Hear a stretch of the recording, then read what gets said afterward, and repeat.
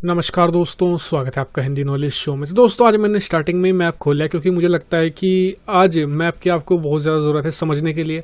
और मैंने जो ईस्ट कोस्ट है चाइना का, इसका ही मैप क्यों खोला है, पूरे चीन का इसलिए नहीं खोला क्योंकि जो भी है चीन ना, वो यहीं पर है। जी हाँ, जो आपको ये ईस्ट साइड दिख रही होगी, असली चीन यही है, इतना हिस्सा, बाकी सब तो हुआ है। जी हाँ, तो चलिए दोस्तों, वीडियो को हम शुरू कर लेते हैं। और आज हम बात करने वाले हैं इस वीडियो में कि चीन इतना शक्तिशाली कैसे बन गया है पिछले 40 सालों के अंदर, जबकि आज से ठीक 40 साल पहले 1980 में भारत और चीन की जीडीपी लगभग सेम थी। जी हाँ, जबकि भारत जीडीपी पर कैपिटा के मामले में चीन से आगे था, लेकिन 40 साल के अंदर चीन ने ऐसा क्या कर दिया जो भारत नहीं कर पाया और वो हमसे कहीं ज़्यादा आगे निकल गया। तो सब पर डिटेल से हम बात करने वाले हैं। तो चलो दोस्तों, वीडियो को हम शुरू कर लेते हैं। और मैं आपको हिस्ट्री वगैरह कुछ नहीं बताने वाला, सिर्फ बताऊंगा 1980 से आखिर क्या क्या पॉलिसी चीन ने अपनाई, जो काश भारत भी अपना लेता तो बहुत आगे निकल सकता था। चीन से तो बहुत ज़्यादा आगे निकल जाता भारत, अगर भारत अपना लेता, क्योंकि चीन तो वैसे भी एक कम्युनिस्ट देश है, भारत एक लोकतांत्रिक देश है, भारत को ज़्यादा सपोर्ट मिलता। तो चलो दोस्तों, वीडियो को हम शुरू कर लेते हैं। तो सबसे पहले बात कर लेते हैं हम 1979 के दशक में। 1976 के दशक में जब माओ जेडोंग की मौत हुई, उस दौरान चीन लगभग क्राइसिस में था। जी हाँ, हालत खराब थी चीन की, और अकाल था, बहुत सारी चीजें थी। फिर 3 साल तक वहां पर सत्ता संघर्ष चला। जी हाँ, फिर 1979 में आए, जी हाँ, जिनका नाम था डेंग श्योंगपिंग। जी हाँ, और यही मॉडर्न चीन के फाउंडिंग फादर इन्हें कहा जाता है। जी हाँ, सबसे बड़े लीडर यही कहा जाता है। और इन्होंने बहुत सारी चीजें पॉलिसी अपनाई, जैसे कि बहुत सारी चीजें थी, जैसे कि मैं आपको इस वीडियो में बताने वाला हूँ। तो चलिए सबसे पहले बात करते हैं कि इन्होंने आते ही क्या कहा। इन्होंने आते ही कहा था कि देखिए, जो गरीबी बहुत शर्म की बात है, अगर हमें बनना है ये, तो अगर हमें कम्युनिस्ट देश ही बनना है तो हम एक अमीर कम्युनिस्ट देश बनेंगे, ना कि एक गरीब। हालांकि इनका कई लोगों ने विरोध भी किया उस दौरान, क्योंकि नए नए आए थे और लोग इन्हें कहते थे कि ये तो एक पूंजीवादी है जिसने कम्युनिज्म की एक तरीके से खाल ओढ़ी हुई है।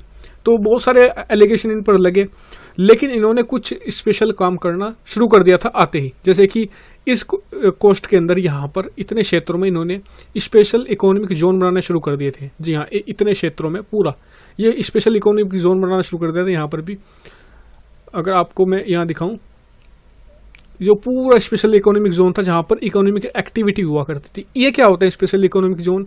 जी हाँ, ये आपको मैं अब बताऊँ। ये इकोनॉमिक जोन भारत ने अब बनाने शुरू किए हैं 40 साल बाद। चीन ने 1980 में ही ये बनाने शुरू कर दिए थे। जी हाँ, इसके तहत होता क्या था, सबसे पहले जो गांव से, यहाँ पर जो आसपास के जो गांव थे, इन क्षेत्रों से, यहाँ से लोगों को लाया जाता था यहाँ काम करवाने के लिए, और इन्हें एक परमिट दिया जाता था जिसे कहा जाता था हुकोई परमिट। हुकोई परमिट क्या करता था, जो गांव के लोग थे उन्हें शहरों में काम करने की इजाज़त तो देता था, लेकिन सिर्फ कुछ समय के लिए, क्योंकि ज़्यादा समय के लिए रहेंगे तो जो पूरा चीन यहाँ आकर बस जाएगा और इन पर ज़्यादा दबाव बन जाएगा, इन सिटीज़ पर।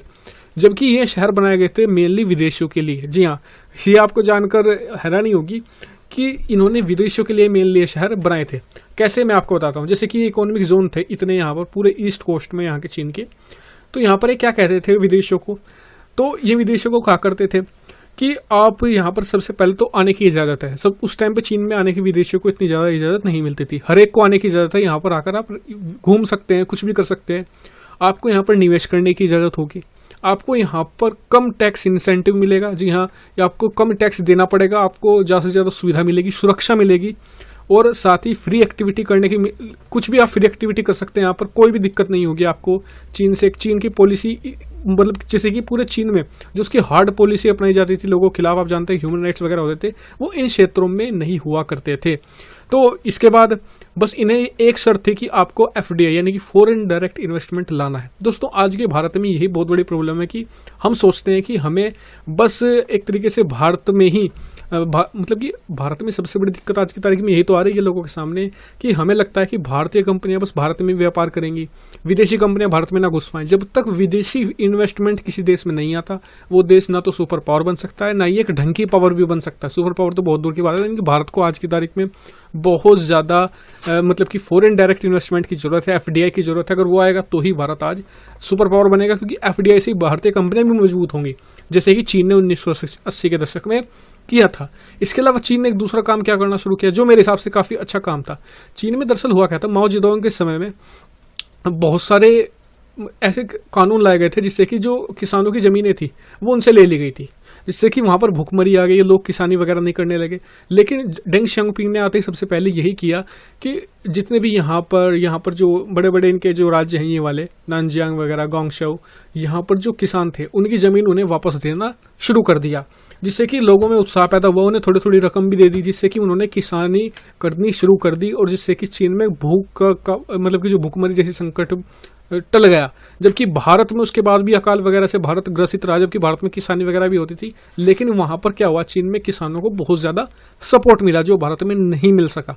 और एक काम इन्होंने और अच्छा किया था कि इन्होंने क्या कहा था कि दरअसल पहले क्या होता था, देखिए एक जो सबसे बेहतरीन चीज मुझे इनकी लगी, मतलब कि इनकी आप सोच देखिए डेंग शियाओपिंग की, कि इन्होंने क्या किया कि इकोनॉमिक जो एक्सपेरिमेंट किए ना वो पूरे देश पर नहीं लागू किए। सोवियत यूनियन के 1990 में टूटने का सबसे बड़ा कारण क्या था कि उन्होंने 1985 के दशक में कई सारे कानून लाए थे इकोनॉमी, जिससे कि उनकी सोवियत यूनियन की इकोनॉमी बेहतर हो सके। एक्सपेरिमेंट किए बहुत सारे, लेकिन वो एक्सपेरिमेंट फेल हो गए।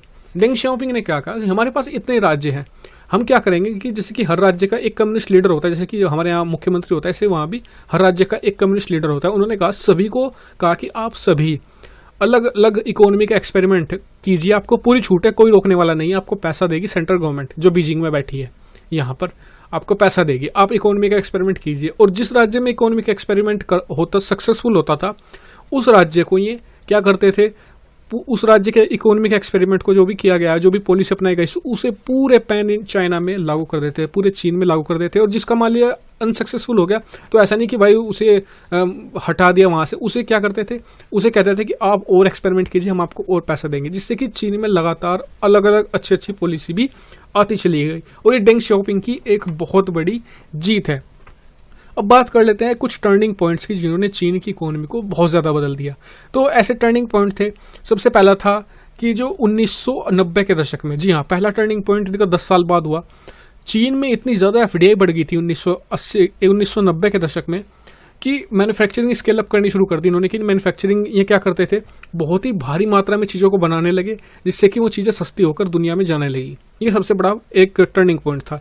दूसरा टर्निंग पॉइंट इनके वहाँ पर आया 1998 के आसपास, 1998 या 2000 के आसपास, जब यूएस से बहुत सारी कंपनियां आउटसोर्स होने लगी। जी हाँ, यूएस से होता क्या था, यहाँ पर जितने भी कंपनियां थी, यूएस ने क्या पॉलिसी अपनाई उस दौरान कि जितने भी मतलब कि हार्डवेयर होगा वो चीन से बन के आएगा और सॉफ्टवेयर अमेरिका बनाएगा, जिससे कि पोल्यूशन वगैरह ये सब दिक्कत। इन्होंने सोचा कि चीन को हमें एक डंपिंग ग्राउंड बना देंगे पोल्यूशन का, चीन सब कुछ बनाएगा, सारे काम चीन करेगा, बस हम सॉफ्टवेयर बनाएंगे। लेकिन ये इसकी सजा अमेरिका आज की तारीख में भुगत रहा है। आप देख सकते हैं कि इतनी ज़्यादा लोगों की निर्भरता हो गई है अमेरिका खासकर चीन पर कि उससे निकल पाना चीन के लिए मुश्किल हो रहा है, और उसी की सजा आज कोरोना वायरस के एपिडेमिक में अमेरिका भुगत भी रहा है। तीसरा इनका सबसे बड़ा टर्निंग पॉइंट जो मुझे लगता है, जो सबसे ही बड़ा था, वो था वर्ल्ड ट्रेड ऑर्गेनाइजेशन में 2001 में आना। दरअसल हुआ क्या, 2001 में ही ये वर्ल्ड ट्रेड ऑर्गेनाइजेशन में आए।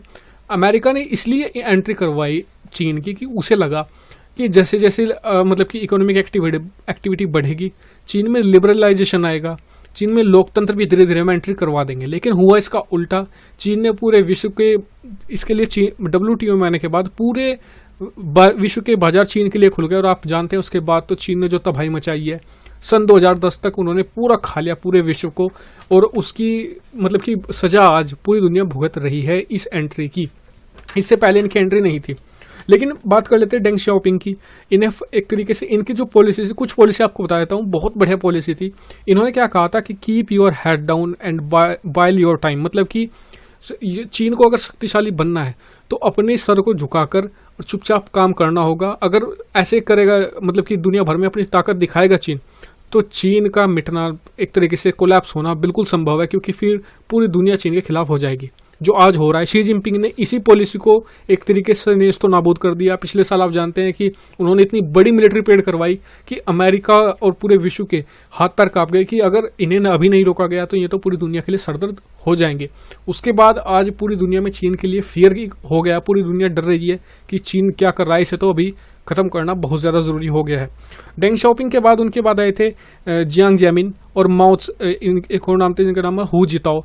इन्होंने सेम यही पॉलिसी अपनाई और 2010 तक आप देखिए कि चीन के खिलाफ कोई बड़ा दुनिया में आउटरीच नहीं था। चीन चुपचाप अपनी मतलब ये प्रगति कर रहा था, इतनी ज़्यादा भारी मात्रा में पैसे कमा रहा था, लेकिन शी जिनपिंग ने आते ही सब कुछ उलट कर दिया।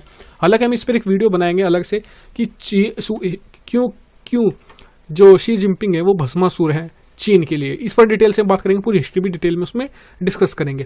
तो ये कुछ उनके बड़े आप कह सकते हैं कि टर्निंग पॉइंट्स थे जिन्होंने चीन को इतना ज़्यादा शक्तिशाली बना दिया।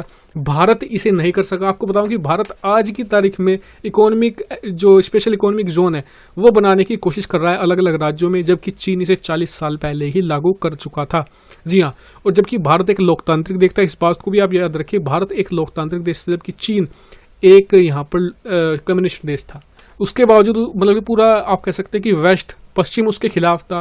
अमेरिका भी उसके 1980 के दशक में उसके साथ नहीं था, और लेकिन फिर भी चीन में आप मतलब कि ये बात साबित करती है कि अगर आपके पास एक बेहतर लीडर हो, अगर लीडरशिप चाहे तो वो कुछ भी कर सकती है।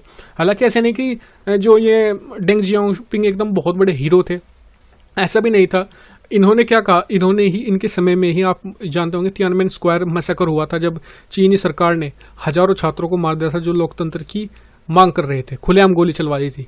तो लेकिन इनकी मुझे एक बात बहुत अच्छी लगती है कि इन्होंने क्या कहा था जब ये मतलब कि एक तरीके से मरने वाले थे या फिर मतलब कि अपना सक्सेसर चुनने वाले थे, कि इन्होंने अपनी पार्टी के लोगों से कहा था कि किसी भी आदमी को हीरो मत बना देना और किसी भी आदमी को कल्ट मत बनने देना, और हर 10 साल बाद लीडर बदलते रहना, चाहे कितना भी शक्तिशाली लीडर आ जाओ। उनकी इस पॉलिसी को 2010 तक पूरी तरीके से फॉलो किया गया। आपने देखा होगा चीन के खिलाफ कोई देश नहीं था, चीन अच्छे से प्रोग्रेस कर रहा था, कोई इशू नहीं था, चीन की इकोनॉमी बिल्कुल फ्लरिश कर रही थी और 10% के लेवल से बढ़ी। लेकिन फिर आते शी जिनपिंग, उन्होंने आते ही अपने आप को माओ जेडोंग और जो इनका नाम है डेंग शाओपिंग, इनसे बड़ा अपना लीडर, अपने आप को लीडर घोषित कर दिया। और उसका परिणाम आप देखिए कि चीन भुगत रहा है। चीन के खिलाफ पूरी दुनिया में एक नैरेटिव बन चुका है। एक वायरस ने चीन को बुरी तरीके से हिलाकर रख दिया है, जबकि इतने बड़े बड़े क्राइसिस हैं चीन पर, लेकिन कभी कोई इशू नहीं आया। तो दोस्तों फिलहाल तो इस वीडियो में इतना ही। अगर आप, मेरी एक बात भी थी कि अगर आप हमारी मदद करना चाहते हैं इस चैनल पर, तो सब्सक्राइब के बटन में एक ब्लू कलर का ज्वाइन बटन होगा, जिसे आप मतलब कि हमें ज्वाइन कर सकते हैं, जिससे कि हमारी मदद होगी। तो उसे भी आप कर सकते हैं, अगर आप अफोर्ड कर सकते हैं 59 रुपीज़ तो जरूर कीजिएगा। तो चैनल को सब्सक्राइब करते रहिए। आप अपना कमेंट, आप मुझे अपनी बात भी बताइएगा कि कैसे भारत की कुछ गलतियाँ रहीं, कुछ मैंने चीज़ें छोड़ दी हो तो कमेंट करके जरूर बताएगा, मैं उन्हें नेक्स्ट वीडियो में इंक्लूड करने की कोशिश करूंगा। तो दोस्तों फिलहाल तो इस वीडियो में इतना ही। वीडियो को लाइक शेयर करना मत भूलिए और चैनल को सब्सक्राइब करना मत भूलिए ऐसी बहुत सारी डिफेंस, फॉरेन पॉलिसी और फाइनेंस से रिलेटेड वीडियो के लिए। वीडियो देखे एक बार फिर से धन्यवाद। Thank you very much for watching. Keep subscribe, keep share, keep support.